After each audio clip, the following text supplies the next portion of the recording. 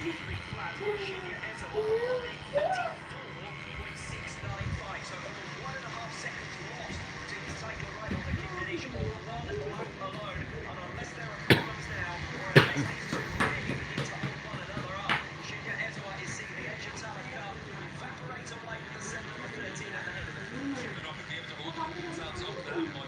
there's an instant between them as it is for Akhirnya Indonesia, he's not willing to make that move right now. He's just keeping that watch and breathe, keep the pressure on. That secondary breakdown runs from third position right to 13th with just 2 seconds separating them. So Thompson, Ezra, Nicholas and Rizwanto were ahead of the rest, and the group of 4 riders are slightly further back. Those 2 groups have now largely merged.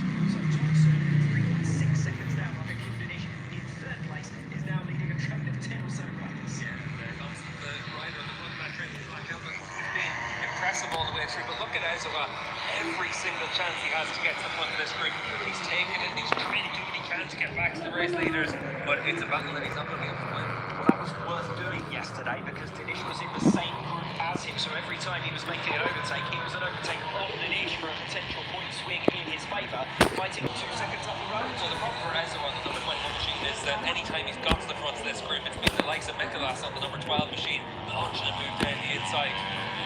So we watch this third position, and Thompson comes back through on Ezra, and Nicholas is the next right to have a go on the number 12 bike, and Daki making good progress now at this stage of the race. I did tell you to watch out for Daki trying to fight his way through from the 4th row of the grid. He's now up from 10th position and into 6th. But either one in this group, if they hook it up, if they stay in the slipstream, if they let their passes cleanly, really any rider at this stage at very least, with 5.5 laps still to go, could take your place on the podium here this afternoon. Yeah, exactly. You can see it's starting to stretch out now with those 4 riders, and that's where, especially for Nicholas and Daki, they've got to make sure that they're able to stay with Thompson and Ezra. The 4 of them that had broken away previously starting to break away again now, and they will hope that this is going to turn into a battle among themselves. But Daki is the one who's made the most progress because he splits himself away from Wakamatsu and Rizwanto behind, and is now right on the tail of Nicholas and ready to have a go fancy for 5th position as they make their way now into the final sector on lap 11 of 16. You can see for Carter Thompson just looking nice and comfortable there at the front of the field. He's shown it all the way through this weekend and in both races that he wants to be in the lead positions in these groups. He wants to be the one dictating the pace. Yes, third position for him in the Thai Grand Prix race 2. He was the race 1 winner in the Malaysian Grand Prix, and 2nd position here yesterday for Carter Thompson. So he knows about getting up onto the podium, and he too is hoping to make progress. He is 5th in the championship. Fair margin though for him to the riders in front. So probably 5th that he will end this 2022 campaign. New personal best lap last time around from Fender Patama. I think he's going to break away from Akhirnya Indonesia too easily. Still only 1.5 tenths of a second between the 2 of them. But this is where the closest action is, and the most position changes as well. Once again goes to the podium battle. Yeah, once again, as we've seen so many times in the past in the ATC, whenever you're battling, you're costing each other time. 9 tenths of a second they lost the race leaders last time around, so 6 seconds in hand for Akhirnya Indonesia. He just needs to cruise to the final corner in this race, and no need to latch onto the back of Bertama and try and win the championship with a race victory. And then you get further back, 3rd position down, a 10th of a second, a 10th of a second, a 10th of a second, a 10th of a second. The gap between each of the riders from 3rd place is down to 8th. Then it's Wakamatsu and Kunmie. So still those places at very least can easily change 2 seconds from 3rd to 13th, as it was just a few short laps ago. As far as the championship is concerned, well, Shinya Ezwa in 4th position, Akhirnya Indonesia in 2nd. So it would be a more flattering lead than certainly it's looked since the race 1 retirement for Dinesh. Remember, he crashed out of race 1 in Sepang from the lead, so it could have been even more of a points lead, or the championship could even have been settled up by now. But Dinesh still looking good to claim it on the final day of the campaign. Yeah, Dinesh has been very impressive all the way through the season, whether it's in the ATC or the ETC, and he's been able to pick up a couple of podiums in Europe as well in junior GP paddock. So this has been a very complete season for him across the board, but now he just needs to make sure he can complete the race and get to claim this ATC title. Has managed to lead the championship all the way since March, has Akhirnya Indonesia, despite that retirement from race 1 in Sepang. He extended his lead over the 2 most recent races, and Indonesia, as I say, first led the championship back in March. He's looking good to claim it here this afternoon as well. They're 3 abreast now, back in towards turn number 1 for 3rd position, and Daki back into that third spot. He was a race winner towards the start of this season, was Amon Adaki, race 2 winner in the Qatar Grand Prix, the first weekend of March. Just hasn't quite been able to sustain his challenge since then. A couple of non-scores that have proven too costly. Yeah, that's going to be the big thing. It's a big consistency in the AGC to be able to come away with a title. Hakeem should be able to do that with a lot of race wins, 4 race wins, and an extra couple of wins as well. So that's why he's been so consistent all the way through. But you have to say, for his championship rival Ezowa, it's been impressive to see him up inside the top 6 positions in every race as well. He's always been in that leading group, and it's just not going to quite come together for him here today. That's going to be good that we've had 5 different winners from the 6 rounds in 2022. We've had a good variety of riders up on the podium as well. Perhaps as you'd expect in these youth classes, one weekend to another, the pecking order can rather change. But there's been little doubt about the man who's been dominant this weekend in Indonesia, and that's Fede Pratama, and he is still your race leader. And that's why he's going to be a rider worth keeping an eye on for the next few years. Obviously, the minimum age limits have been rising in recent years for different classes of bikes, so he's going to be on Talent Cup bikes for the next while, but certainly you wouldn't be too surprised to see him racing in Europe as well next season, and see what he's able to fare over there. Daki, Mie, Thompson and Ezowa in that order.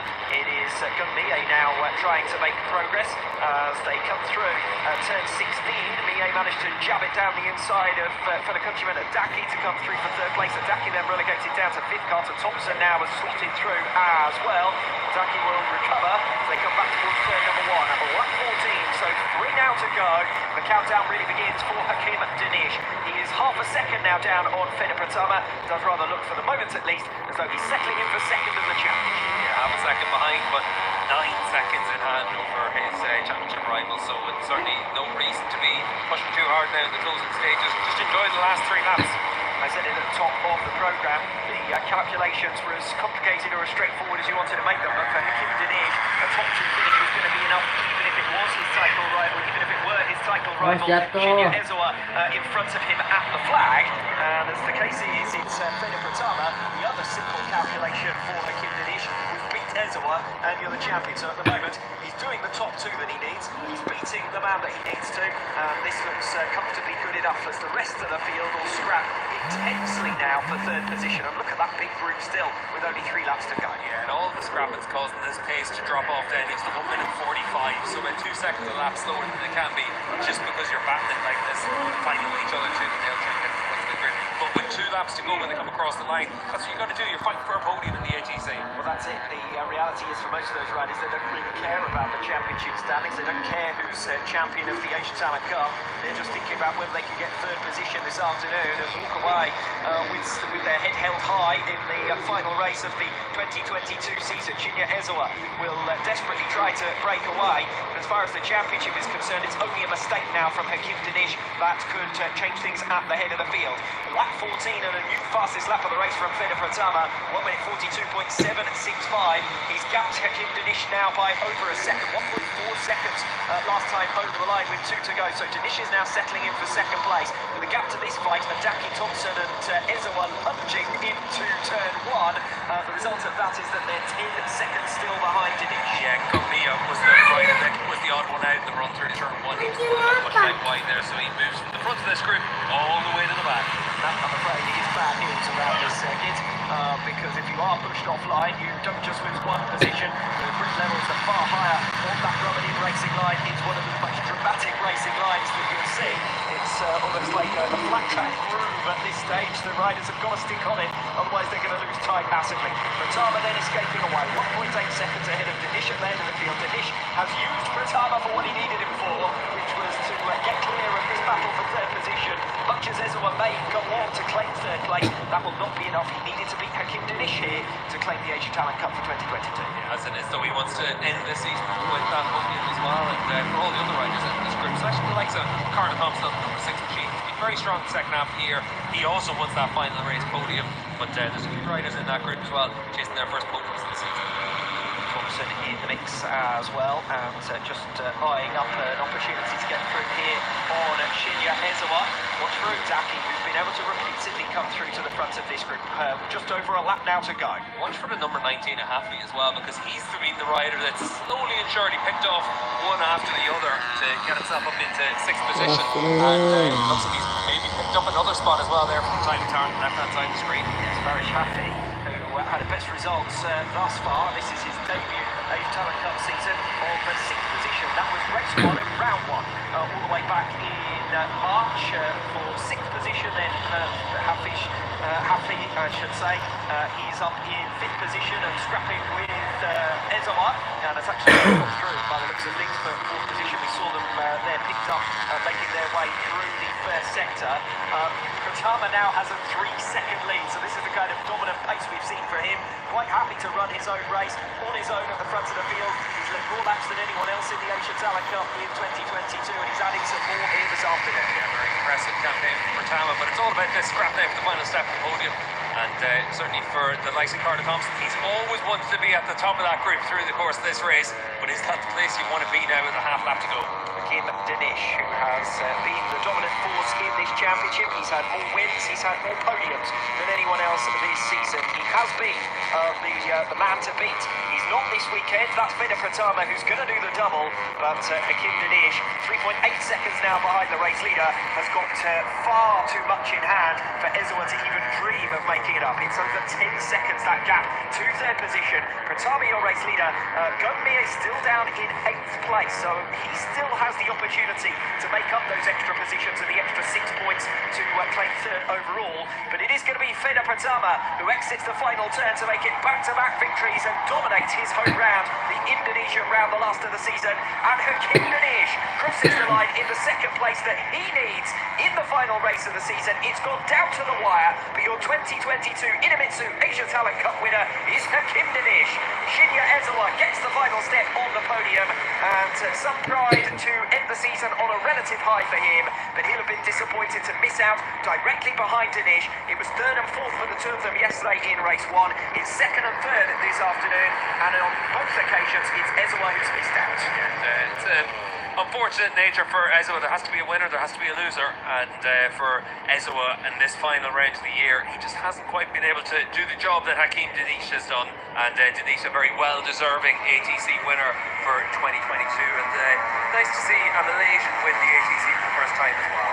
Good work from Ezawa, you must say, though, as well, to hold on for that 3rd position. A 2nd covering positions 3 to 9, so anyone could have finished on the final step of the podium. It's not a coincidence that it's the rider who finds himself so high in the championship as to finish 2nd. Yeah, it's been a really strong campaign all the way through from Ezawa. He's been really consistent inside the top 6 all the way through the season, most of that time on the podium as well. So it has been a really good campaign for him, and just like Hakim Danish and Pratama, could be riders worth keeping an eye on going forward. And I wonder whether when that T-shirt was measured, it was measured to go over the top of leathers, because we're about to find out they had trouble getting the T-shirts on for the first time. It is the celebratory one as far as Feda Pratama is concerned. He is your race 2 winner. He is your race 2 winner, but Hakim Danish for the Asia Talent Cup in 2022. Eventually the T-shirt just about, no, still not. Just go around and you'll lap of honour with the flag, that's good enough. I think the title is well and truly wrapped up by this stage and everyone knows it. The problem as well is all these ATC riders, they grow quite a lot at this age as well, so for Hakim Danish, it's been such a good season all the way through. He's had podiums in the ETC as well, and then this ATC success as well, but it has been a season where he's shown himself to be the rider with the best racecraft in the ATC and a real cool head when he's had to have it. This is what I absolutely love about the Asian Talent Cup. Out here, they're as passionate about this category as they are about any other in the world, and they were more enthusiastic about getting a photo with their home hero and race 2 winner this afternoon, Feda Pratama, than perhaps they have about some of the other action. But certainly delighted to see that Feda Pratama and the Indonesian national anthem will be heard once again. Yeah, and it's been a really good weekend for Pratama. You can see there for Ezawa, just celebrating in his cool down lap as well at the end of a long season. and a good season as well. He's been able to come away second in the championship standings, and it's been a strong, consistent campaign for him. Just didn't quite have enough to be able to take that title from Akhirnya. Yeah, started the season so strongly. He was our opening race winner of the season at the Qatar